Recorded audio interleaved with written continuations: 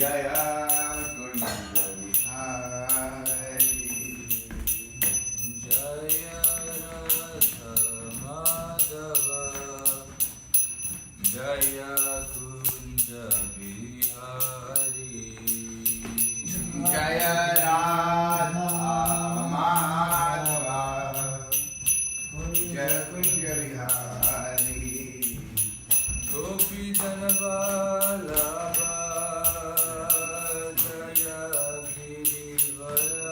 Girivaradhari Jaya Girivaradhari Gopi Dhanavallabha Jaya Girivaradhari Jaya Girivaradhari Jaya Gopi Dhanavallabha Jaya Girivaradhari Jaya Girivaradhari Jaya Gopi Dhanavallabha Jaya Girivaradhari Jaya Girivaradhari Yashodanandana Prajajanarandana Yashodanandana Prajajanarandana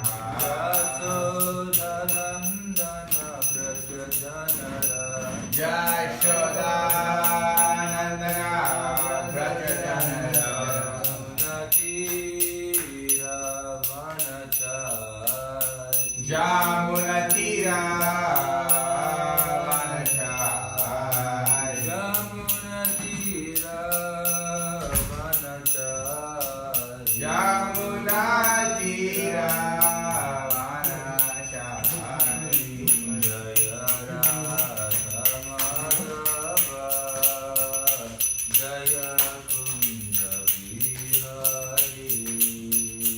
Jaya Radha Madhava Jaya Kunja Vihari Jaya Radha Madhava Jaya Kunja Vihari Jaya Radha Madhava Jaya Kunja Vihari Jaya Radha Madhava Jaya Kunja Vihari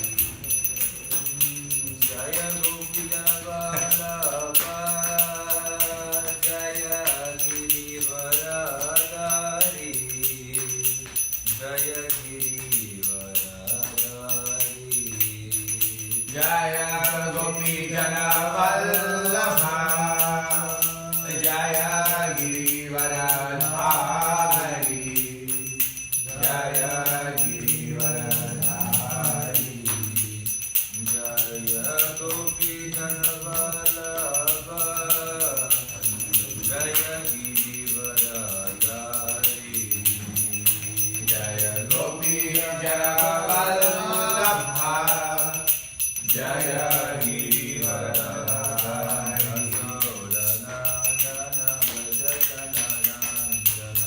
Yashodanandana Yashodanandana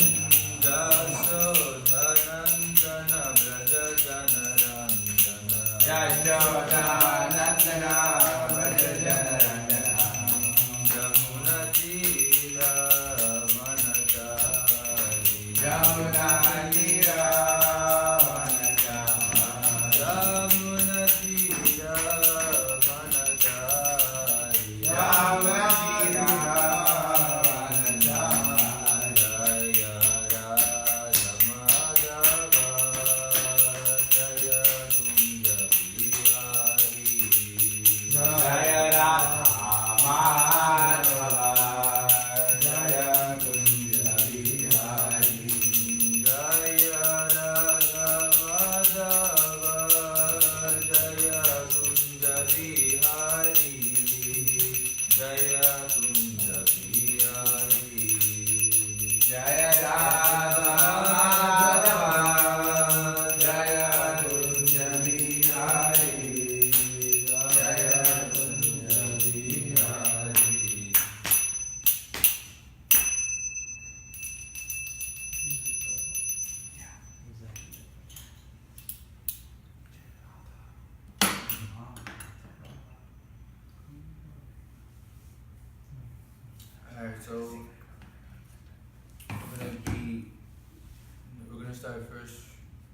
is the essence.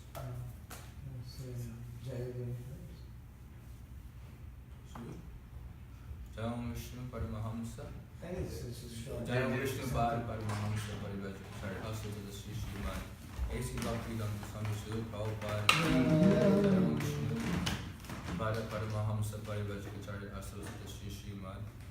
His Divine Grace Bhakti Siddhanta Saraswati Prabhupada Maharaj Ki Jai Ananta Vaishnava Ki Kantaraj Śrīmad-Bhāgavatam Ki Jai.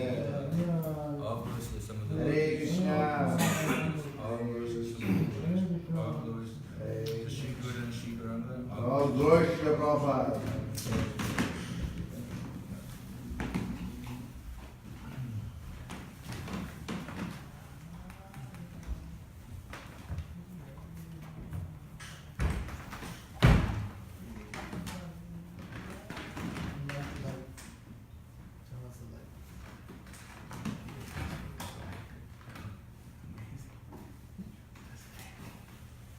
Followers of the Shastra endeavor to preach. This is from C.C. Antalila, chapter 3, verse 223. Dvaita Acharya was always absorbed in thoughts of how to deliver the fallen souls of the entire world. The entire world is full of non-devotees. He thought, how will they be delivered? Purport. Śrīla Dvaita Acharya sets the standard for Acharyas in the Vaishnava Sampradaya. An Acharya must always be eager to deliver the fallen souls. One who knows the conclusion of the Shastras follows in the footsteps of his predecessors and endeavors to preach the Bhakti cult all over the world is to be considered an Acharya. So, Prabhupada makes the point that one who understands the conclusion of all the Shastras is trying his best to follow in the footsteps of the Acharyas. And to follow in the footsteps of the Acharyas means to follow their instructions. And, you know, all the Acharyas, they emphatically, preach, just like right here in the CC.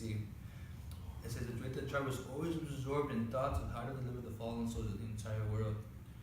Similarly, Śrīla Prabhupada was always absorbed in thoughts of how to deliver all the fallen souls of this, world loka. And we could even see that at the end of his life, when his health was practically, nil, and he was barely even eating. He was in Vrindavan at the time in 1977. In June and July, he was about to leave his body, but yet Krishna, Krishna Maharaj, kept telling Prabhupada, the devotees around the world are so eager to see you, Prabhupada. And Prabhupada was thinking, he's not body anymore, he was used to going to the western London. But Prabhupada kept making the point, which pushed Krishna Maharaj to try to convince him to come to the West, that Prabhupada was saying how actually the only reason I'm living is the love of my disciples, to see how seriously taking up Krishna consciousness. This is the only reason I'm still alive, actually, is to reciprocate with the love of my devotees, my disciples. And, we see how, Śrīla Prabhupada's desire was to, deliver all the fallen souls of this material world, that even to the fag end of his life, he still came, in 1977, when it's, the age for retirement, not even retirement, he was on the verge of actually leaving his body. His health was bad. He was fasting. He barely even ate anything for 3 or 4 weeks, and he still flew to London just to reciprocate with the devotees, because the devotees then in London were breaking records on book distribution. So Prabhupada was so pleased to see how his disciples were trying so hard to please him by following the footsteps, by trying to please Śrīla Prabhupada to deliver the fallen conditioned souls by distributing books. Prabhupada says, preaching means book distribution. So we preach to, satisfy the desires of the acharyas, and in that way we can actually get the mercy if we simply follow their instructions.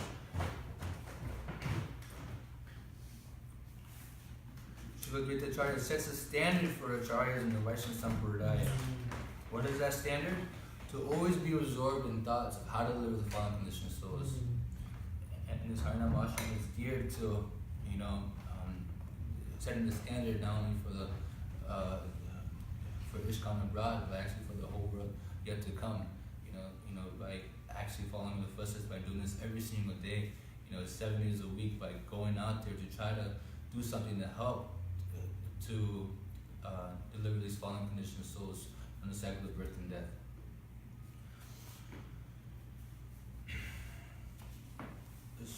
So tomorrow, we can continue on the followers of Lord Nityananda must preach Krishna consciousness.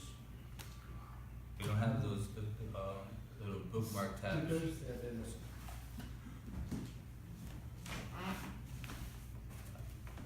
really remember what Rama Prabhu said, and I just read after that. Om Namo Bhagavate Vasudevaya. Om Namo Bhagavate Vasudevaya. Om Namo Bhagavate Vasudevaya. Om Namo Bhagavate Vasudevaya. Om Namo Bhagavate Vasudevaya. Om Namo Bhagavate Vasudevaya. We're reading from 1st Canto Śrīmad-Bhāgavatam, chapter 3, verse 18 and 19.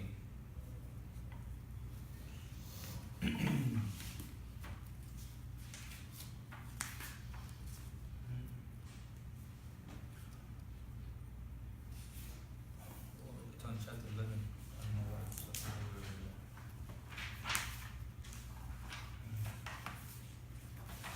Okay, please come to the text.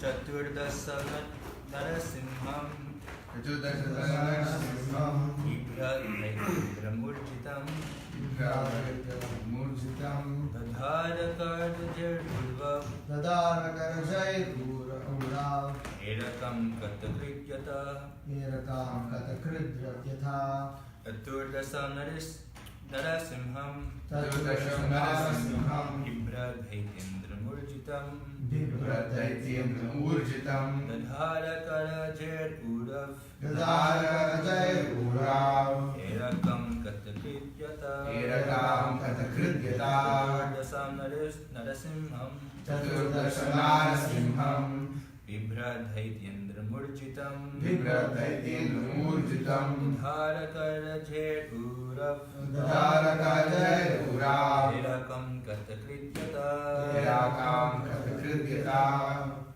Please repeat.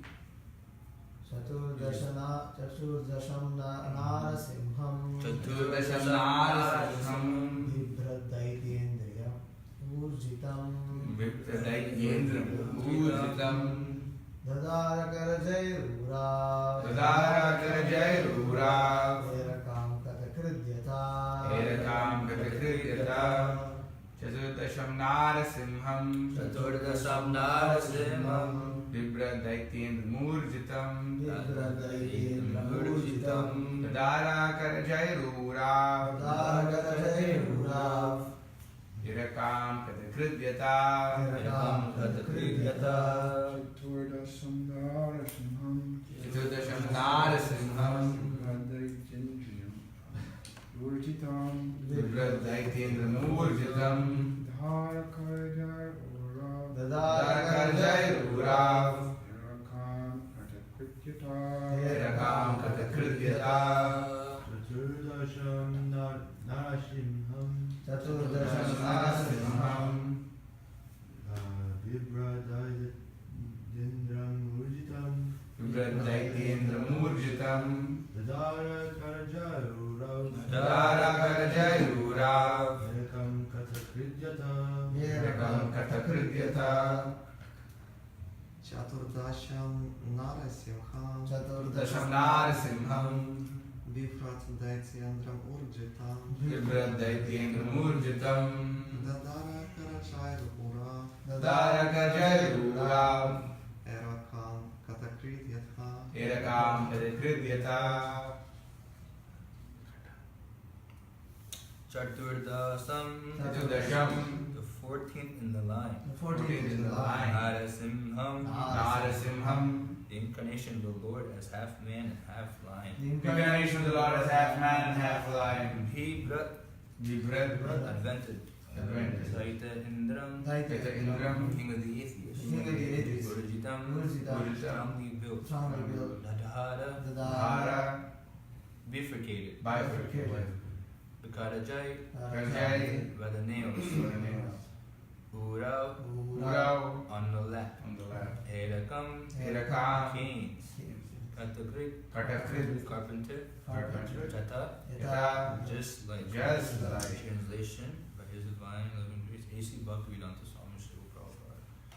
In the 14th incarnation, the Lord appeared as Nrsimha and bifurcated the strong body of the atheist Hiranyakasipu with his nails, just as a carpenter pierces canes.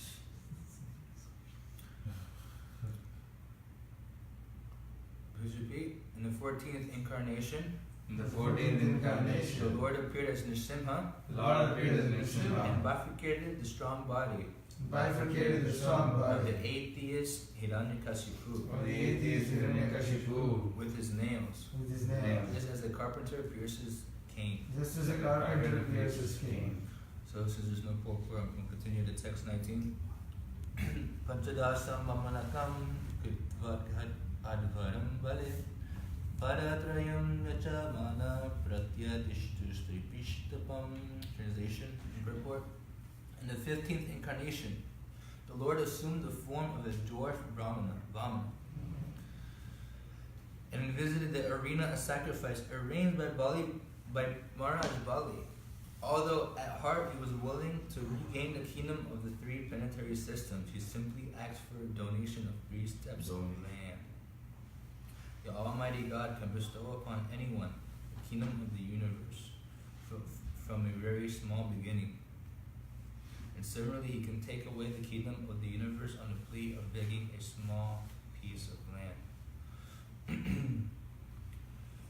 Om Adhyana Timidandasya Gyananjarasa Kya Chaksurumritam Jena Tasmai Shri Gurave Namaha Shri Chaitanya Manodvishtam Stapitam Yena Putale Swayam Rupa Paramayam Dharati Swamparantikam Vandeham Shri Guru Shri Yuta Parakamanam Shri Guru Vaishnavamscha Shri Rupam Sagrajatam Sahagana Raghunatham Tam Stam Sajivam Sadvaitam Sarvatutam Parijana Sahitam Krishna Chaitanya Devam Shri Radha Param Sahagana Lalita Shri Visatam Vitam Shri Hey Krishna Kanana Sindhu Dinabandhu Jagatpate Gopesha Gopika Kanta Radhakanta Namostute Tapta Kanchana Gaurangi Radhe Vrindavaneshwari Vrishabhanu Sudevi Pranamami Hari Priye Vanchakalpatarubhyashta Kripa Sindhu Bhyevacha Patitanam Pavanebhyo Vaishnavebhyo Namo Namaha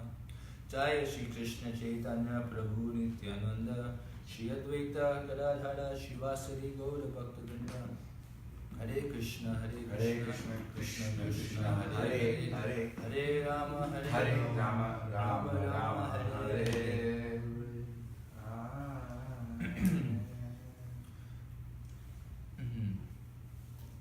In the 14th incarnation, the Lord appeared as Nrsimha and bifurcated the strong body of the atheist Hiranyakashipu with his nails, just as a carpenter pierces cane. So here we're speaking about the different incarnations of the Supreme Lord, which all reside in the body of Sri Krishna, Krishna's tu Bhagavan Swayam. Ishvara Parama Krishna Sachidananda Vigraha Anadhirani Govinda Sarva Karanam Karanam. Krishna is the cause of all causes. It also means that he's the cause of all other incarnations, expansions, planetary expansions. So it's actually described here at the 14th incarnation, the Lord appeared as Nrsimha. And we see actually in the previous verses that the Lord appeared in a family, and it's described, the name of the father and mother and the place where the Lord is being born or manifested for his Leela. But in the case with the Śrīmad-Bhāgavatam, there's actually no father and no mother. And it's actually said in the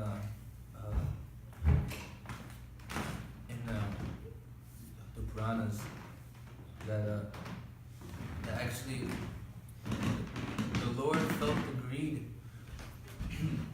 to reciprocate with his devotees, and therefore he came in the form of the Śrīmad-Bhāgavatam. He felt that there's something missing, that there's a sense of loving reciprocation as either as a friend, or as a father, as a parent, or as a lover. So actually he took this this fierce form of a Śrīmad-Bhāgavatam to bifurcate the atheist Nandikashipu who tried to chastise his son, which is Prahlad Maharaj. So he took this form just to reciprocate with his dear devotee who was being tortured by his own father. And after this incarnation, he felt like I need a more intimate relationship with my devotee, and therefore we see after this incarnation of Nrsimha-Dev, he had appeared in the home of his devotees and reciprocated within that way, because he felt himself in need of having a more intimate, loving relationship with his devotees. Now,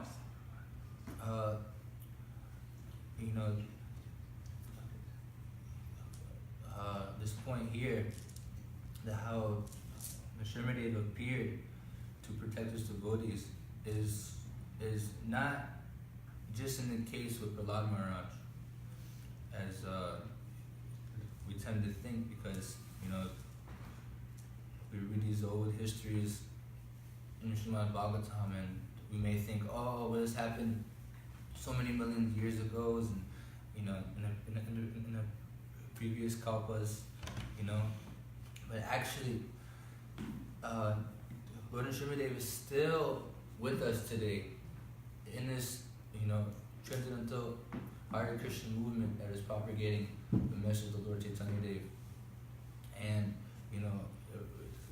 we can see, practically how those devotees who are out there preaching the message of Lord Chaitanya, how they have,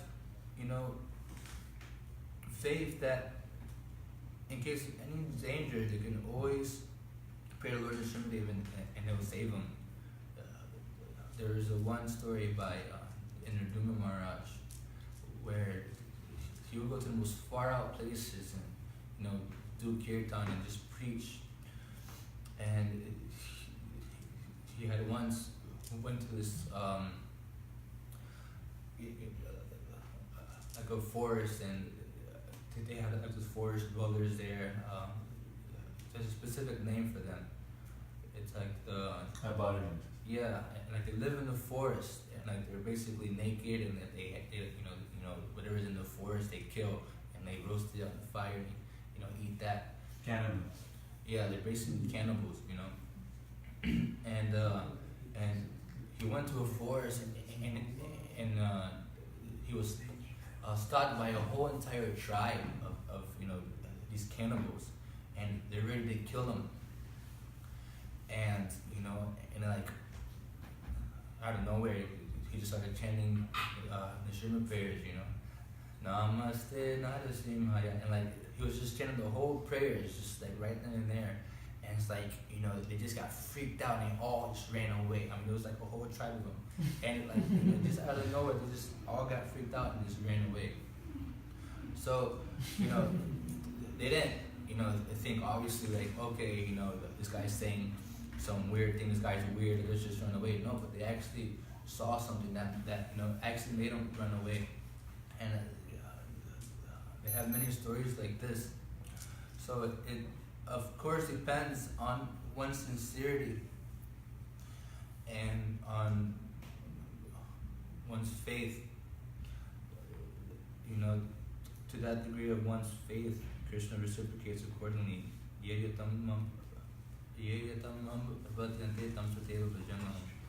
To that percentage that we're surrendered to Krishna, to that percentage he reciprocates with us. So if we're only surrendered 15%, then he reciprocates 15%. And if we're surrendered 100%, then reciprocates 100%.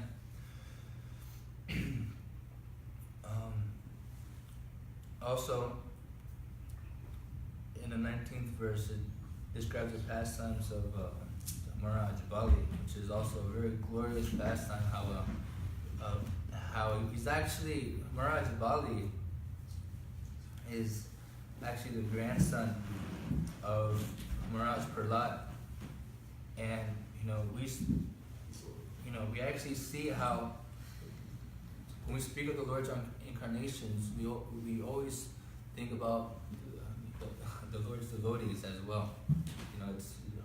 We don't just think of Lord Ramachandra, but actually, when we think of Lord Ramachandra, we think of Hanuman. And when we think of Lord Nrsimhadev, we think of Prahlad Maharaj. Similarly, when we think of any incarnation, we always think of the devotee who is most involved in that incarnation. So here in the 15th incarnation, it's described that the dwarf Brahmin. Now, when we think of a dwarf, when we think of someone who's like very, very small and short and who's like deformed, but that's not in the case of Sri Ramanadev, because it actually described that his form is most beautiful, and he's just like a little boy, very innocent, and he actually came and he was asked,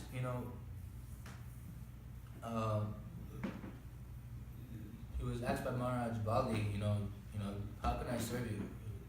It was a duty of one who's in the position of a leadership, like a king, to make sure that everyone who is under him or dependent on him is most satisfied. And in this case, King Bali was making sure that Vamanadev, this Brahmin, is completely satisfied with whatever he needs. Because if he's not satisfied, then he may get a curse. So he had asked, what do you want from me? And Lord Vamanadev only asked for 3 steps of land. So, as the incarnation of the Brahman, he's teaching the Brahmanas, how to be satisfied. Although I'm a little boy, and although the king offered me so much, yet I only asked for 3 steps of land.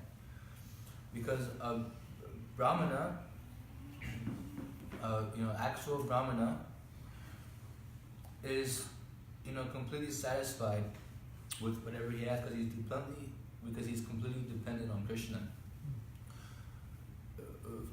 for his maintenance, his sustenance. Just like in the past time of Srivas Pandit, when there was no food, and he was starving, he didn't want to get a job. I mean, it's not that he didn't want to work for maintaining his family, it's that he was so fixed in Krishna consciousness that he always depended on Krishna to provide for his family. So therefore, if he went out to go maintain his family, he felt himself not being able to fully focus within Krishna consciousness. So actually, he was asked by Lord Chaitanya, like, what are you doing with your life, Srivas?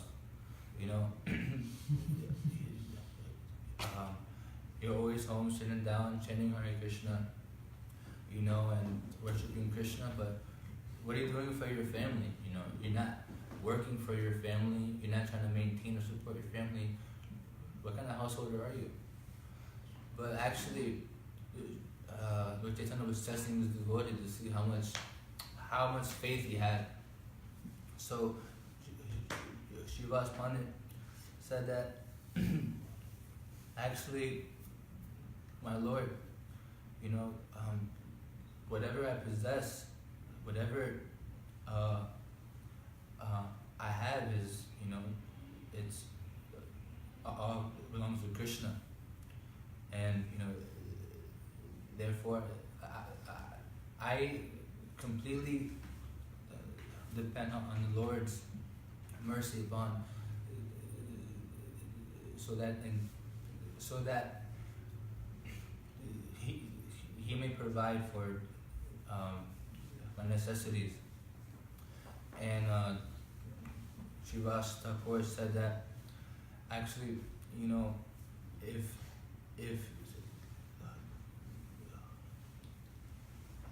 if the first day that no food comes to the household, then me and my family will fast. And then Lord Chaitanya asked, what about the second day? Okay. And then he said, for the second and third day, if nothing comes, me and my family will fast. And then if on the third day nothing will come, then we'll jump in the Ganges and drown ourselves. So such was the faith that Srivas Thakur had, and we need to similarly have such faith that Krishna will provide with whatever we need. And that's for one who's actually performing the Yuga-dharma with faith. One who's actually dedicated to the mission of the Acharya.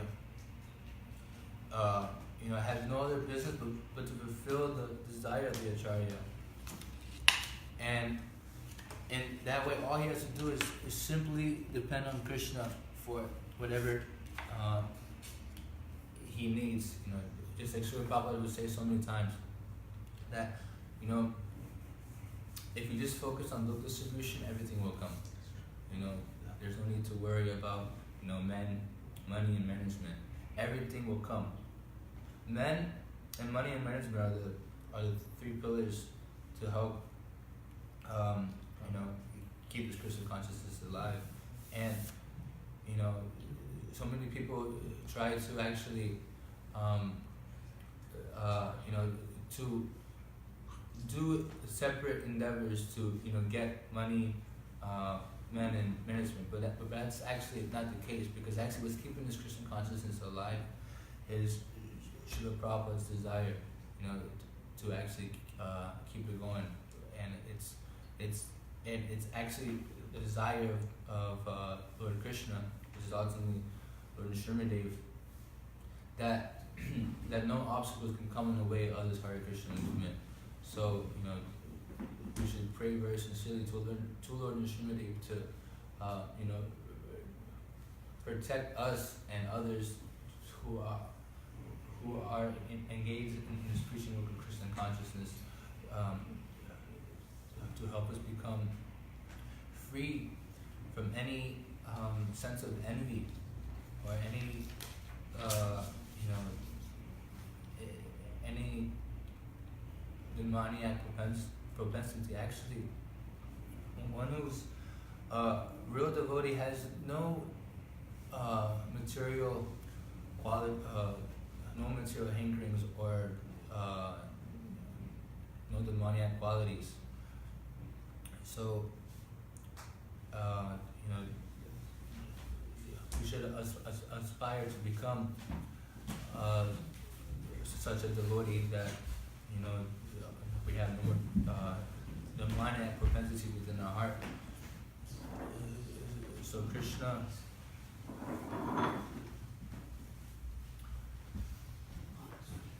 there's a prayer that actually Prahlad Maharaj says in the 7th canto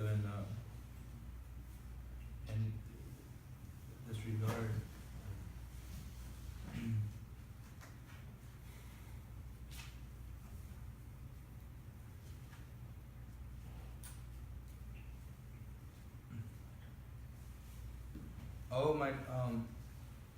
Oh my dear Lord and Śrīmad-Dev, I see that there are many saintly persons indeed, but they are interested only in their own deliverance. Not caring for the big cities and towns, they go to the Himalayas and the forest to meditate with vows of silence, monodrap. They are not interested in delivering others. As for me, however, I do not wish to be liberated alone, leaving aside all these poor fools and rascals. I know that without Krishna consciousness, without taking shelter of your Lord's feet, one cannot be happy. Therefore, I wish to bring them back to the shelter at your Lotus feet. So the Munis and the sages are only interested in their own deliverance. They go to the Himalayas and try to search out some solitary place to do meditation and yoga, to do some type of sadhana. And they undergo so many severe austerities and penances. So, if you actually think, how many people actually think about delivering, other people from the clutches of birth and death? Like what percentage in the world are actually conscious of trying to help other people to become free from the clutches of Maya? So therefore we see that those who are devotees are actually absorbed in trying to deliver the message of Lord Chaitanya to the fallen conditioned souls. And those who aren't absorbed in that type of consciousness, on how to save others, if they're absorbed in their own type of deliverance, then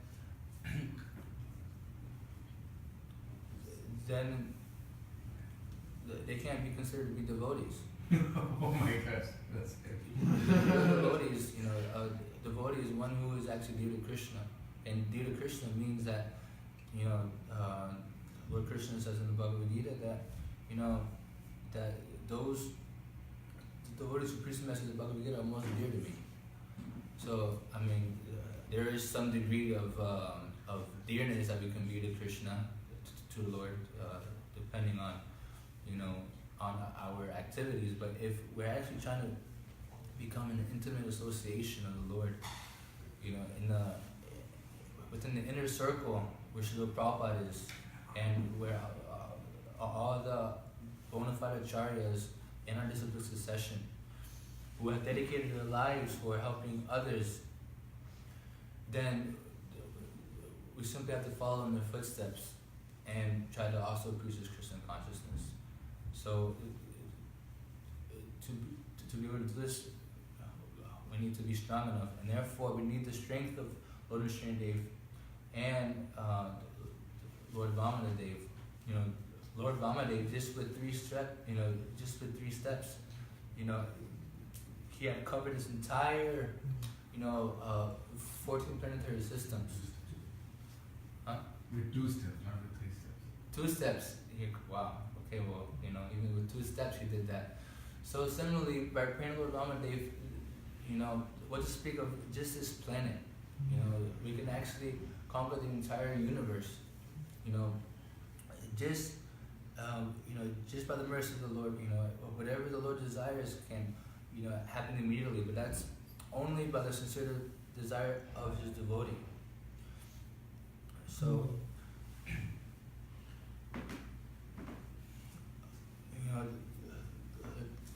there's a nice prayer that should be offered by all of us on a daily basis. Yadi dhasyasi mekamam varam stvam bharadharshava kamanam hit asamgroham bhavatastu rinevan. Oh my Lord, best of givers of benedictions, if you at all want to bestow a desirable benediction upon me, then I pray from your Lordship that within the core of my heart there may be no immature desires. Prahlad Maharaj, tells us to Lord Nrsimhadev that if you at all want to have a benediction upon me, help me become free from any material desires. And this is in the presence of the Lord. One may think, okay, my Lord, help me, allow me to be eternally engaged in your service. But yet Prahlad Maharaj is praying to become free from material desires. So one may question, why would Prahlad Maharaj pray to become free from material desires even after having darshan of the Lord? Because one may assume after having darshan of the Lord that one's automatically free from any material desires.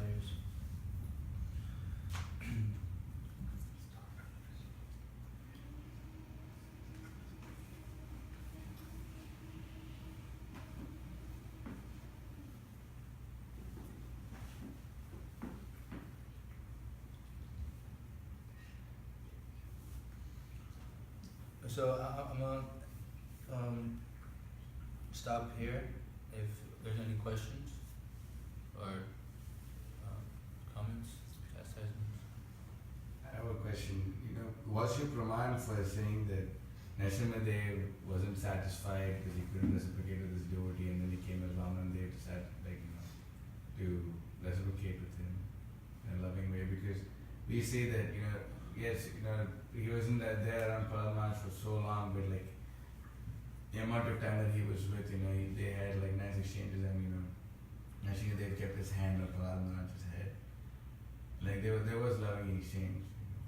Well, yeah, I was wondering if you read it somewhere or some acharya said it.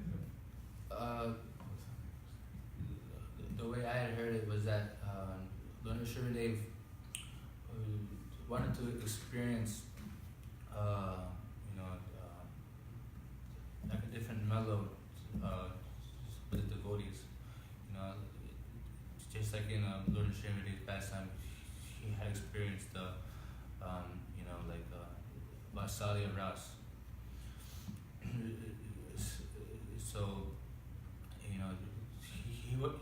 he wanted to be in the position of Prahlad Maharaj, knowing that Prahlad Maharaj had so much love for Lord Nrsimhadev in the form of his father. He's seen Lord Nrsimhadev as a Protector. Yeah, like a protector. So he had wanted to feel that same reciprocation for his devotees, and then in next incarnations he had appeared as the son of his devotees. I see. So you heard that in the lectures, huh? This is not any any verses or nothing. It's verse it's something that I had heard in the lecture.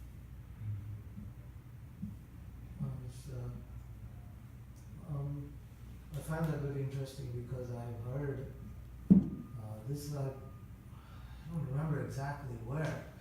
I think it's stated in the Vishnu Purana that what happens is that when Trivikrama places his head on, Vamana is when he's still a dwarf, Trivikrama is when he has expanded himself. So when Trivikrama places his feet on Bali Maharaj's head, Prahlad Maharaj, grandfather of Bali, comes running. And at that time, the Lord sees Prahlad Maharaj. He uses Bhobo Prahlad. He welcomes Prahlad in that same fatherly affection, because he still has. Although Prahlad Maharaj is an old person by then. And Prahlad Maharaj in that Sri Vaishnavas explain this. That Prahlad Maharaj that is saying that Lord Vishnudev, as Lord Vishnudev, you came and protected me from the greatest danger, but still you did not give me the benediction that you have given to my grandson. You never placed your feet on my head. And so Prahlad Maharaj, prays to the Lord like that. He yearns for that. So I'm just finding it interesting because at least according to that story and that pastime, Vaman's Dev's feelings for Prahlad and Prahlad's feelings for the Lord seem to have changed much. Anyways, there could be more intricacies to that. I had a question. So my memory fails me. So Śrīla Prabhupada, is it stated somewhere that Śrīla Prabhupada went to London even in that very condition? I know he went to London, but it's described with Satyrupa Maharaj in the Prabhupada Lamrita that actually Prabhupada was planning to leave his body at any moment. yeah. And then his health was gradually improving little by little, and he sent like a few disciples to get some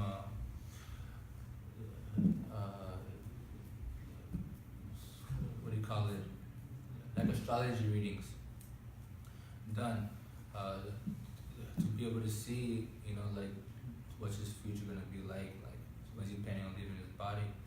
So they come back with like 3 Kalirajas, saying that in a few months you're going to have a very critical period, a very unhealthy period, and then in the meantime, just stay on your job and don't travel.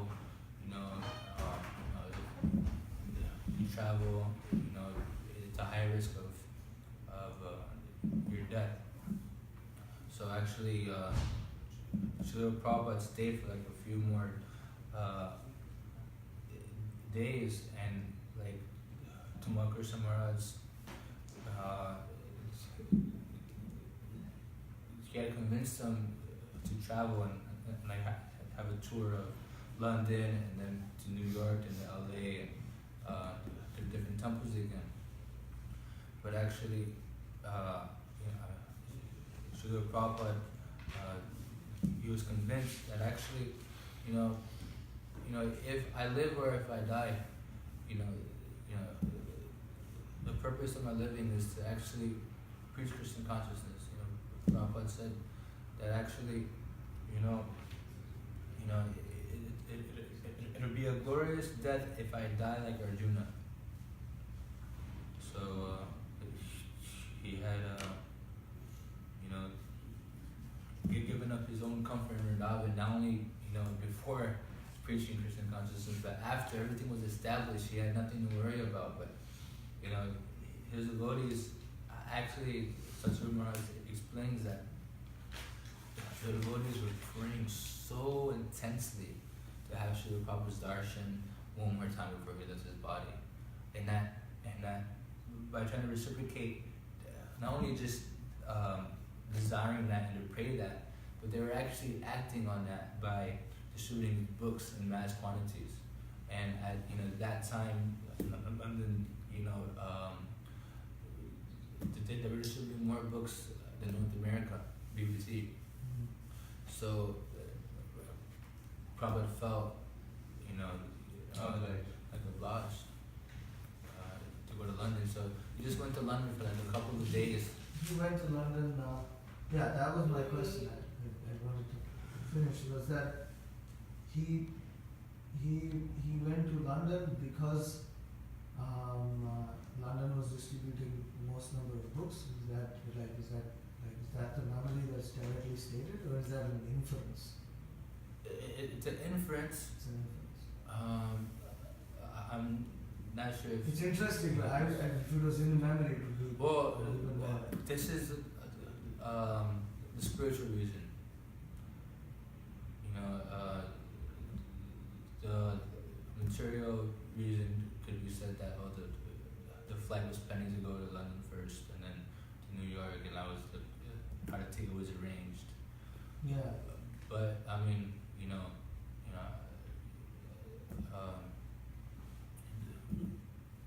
you can see how Prabhupada always reciprocated with his disciples' desires.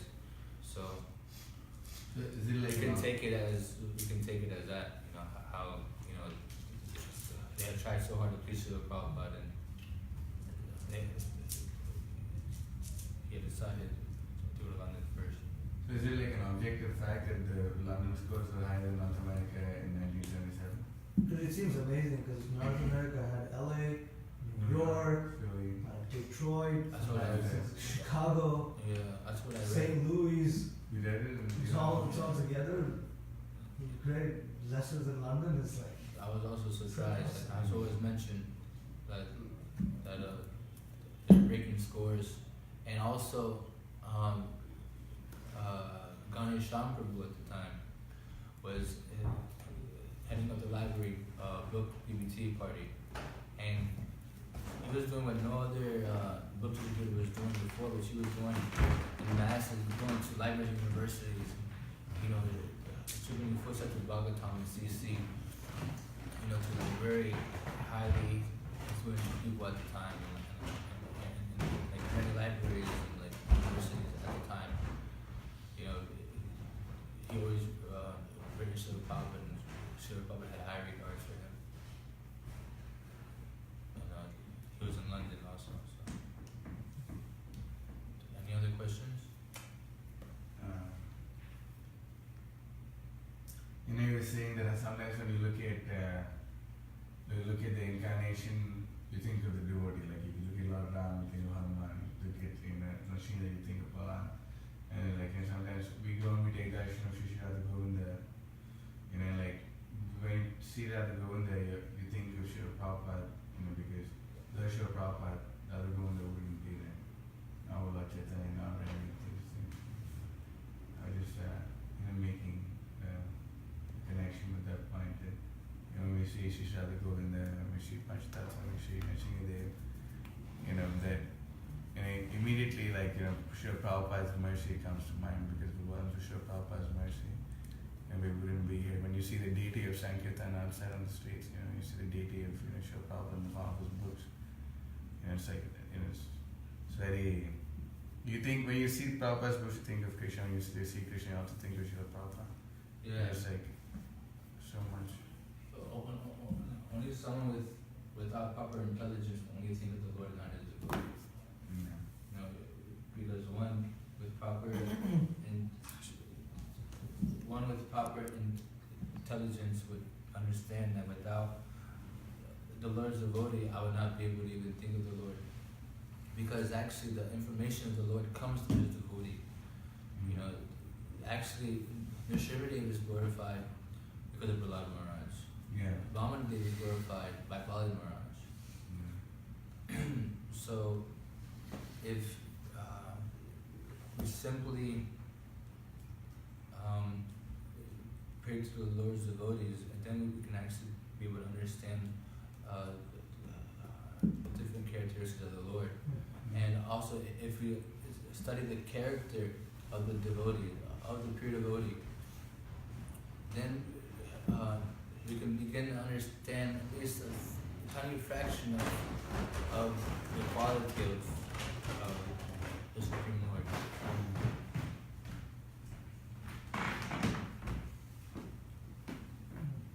What time should class be ended? 8:30. Anything else? Someone else? Good. middle of the class, you made the comment that, maybe like the idea that if someone isn't preached and then they're not a devotee, but we can understand through the 11th canto with the, I forget which, not going to bring it up, but that the lowest stage of devotee is one who's materialistic and he doesn't preach, just to, due to whatever reasons. But I was just going to say, I don't know. I just thought that was kind of like... But there's different grades of devotees. Yeah, you have to state it like Almost that. to make that like an absolute statement. I mean, Yeah. when we speak of devotees, I mean, like, you should understand, the actual position of a devotee. Devotee means, pure devotee, and from Mahamsa, who's on the highest platform. Also,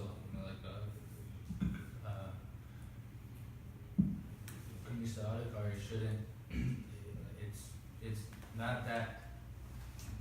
How can I put this? Like, yes, Śrīla Prabhupada says that one Krishna Adhikari is more valuable than opening up millions of hospitals. But at the same time, one who's actually a devotee has the Shakti, Krishna Shakti, to actually deliver Krishna to others. So, therefore, in that sense, that, that who's actually devotee would actually preach Krishna consciousness to give Krishna to others. At least Madhyama Adhikari would actually try to help the Krishna souls by trying to bring them to the Uttama Bhakta. Just like what we're trying to do is distribute Śrīla Prabhupada's books to bring people to Śrīla Prabhupada. So, as far as my comments, it says that the devotee is always, being conscious of, preaching Krishna consciousness, and the non-devotee is not, in the sense that, devotee is one who is simply trying to bring others to Krishna, and, like if one stays in the temple and performs daily worship, then Śrīla Prabhupada says that this will help gradually elevate him to become a Madhyama Adhikari. So, But isn't it that sometimes, like, Uttama Adhikari is also like, they worship, it is like, for example, Gadadhar Pandit, he wasn't like, going out and preaching like Lord Nityananda, Advaita Acharya, but we can't consider them less advanced. well, just like Bhaktivinoda Thakur, when he took Babaji, you can say, oh, he didn't go out and preach, he just stayed enchanted, but he said that by my preaching, the whole world can become Krishna conscious. So, if one is on that platform, then his Nirjan Bhajan is actually preaching as well. Okay? Nirjan Bhajan? Yeah. What is it? Solitary. Solitary, absolutely. The understanding is that it's not, sometimes devotees in that, when they say that, they give the understanding that Nirjan Bhajan is preaching. Now, in the particular cases of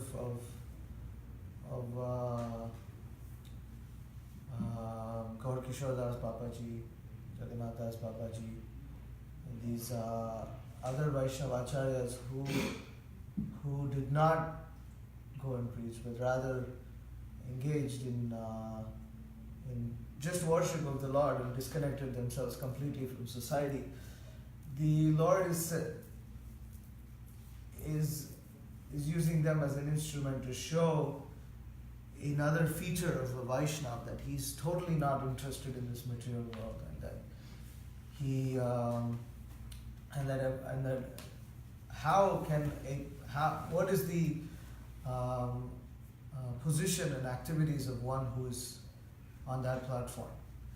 So then they act according to the Lord's desire. It is the Lord's desire that they act like that, and they show, actually we don't have anything to do with this world. We don't care for this world. And what is the position of Vaishnava who does not care? It's not different from, say, Śrīla Prabhupada's position of him going and preaching. He also didn't care for the world in the sense of personal needs. He preached. And so they show that extreme example just to enlighten the world about the real position of a Vaishnava. It is not that if we take up to solitary chanting, that the same effect will be there, or that can also be considered. No, we have the order of our spiritual master to preach, to distribute books, to chant the holy names, Harinam Sankirtan, distribute Prashadam. Just like in the case with one of Śrīla Prabhupada's disciples in Mayapur, that there's devotees complaining that this devotee just wants to chant and just we actually know about with construction and for different services in the temple, but to preach, but he just wants to chant Hare Krishna. Prabhupada, what do we do? And then he said that you just let him chant, and then every single day he'll be right on time for the prasadam. You come to the prasadam, and then the devotee Śrīla Prabhupada, he just chants and then comes and takes prasadam, and that's the only time we see him. And then he said, offer him that, stay in the hut all the time, and we'll bring you the prasadam. And then, this devotee, he was just chanting by the Ganga, just chanting, and waiting for his prasadam, and he waited and waited, hours passed by, and then they didn't show up the prasadam, and then he went to the temple to go find prasadam, and then the voice of Prabhupada, it's like, okay, well, he came back to the temple, and Śrīla Prabhupada said, just see, he's just thinking about food all the time. Okay. So, we can go and, try to just chant Hare Krishna, but, where's our consciousness? Actually, practical experiences that, by, following the strict order of the spiritual master, one sometimes forgets his own body necessities. And, devotees who are on Sankirtan, can vouch for this, that, when they're so absorbed in satisfying Śrīla Prabhupada or the spiritual master in that specific service, especially through Sankirtan, they forget all about their bodily necessities. And this is actually samadhi. So this is our goal, is to be completely aloof from anybody necessity, but when they get to the states, so therefore we think these things for the body, but by sticking to this process, naturally all these things become almost to nil. So I'm gonna end there. Paramahamsa Samhita Grantaraj Śrīmad-Bhāgavatam ki jai. Śrīla Prabhupada ki jai. Also, I have a nice treat for the devotees.